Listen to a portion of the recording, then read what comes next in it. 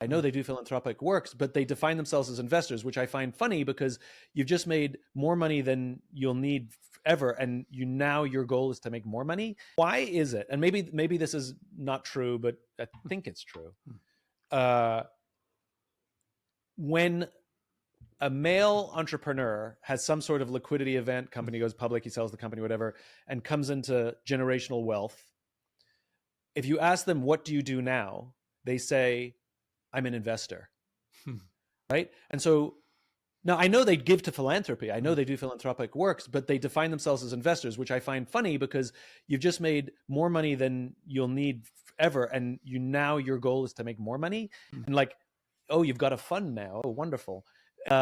Whereas when you talk to females who have some sort of liquidity event where they have now generational wealth, and you ask them, what do? They say, I'm a philanthropist. And of course they do investing, but they define themselves first as philanthropists.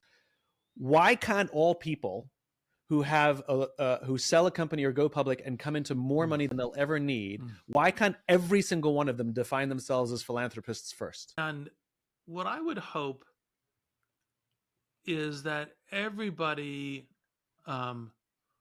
thinks of themselves as as becoming a philanthropist, because I think that and it isn't just if you made a bunch of money and now have more money than you know what you can possibly do with in human life.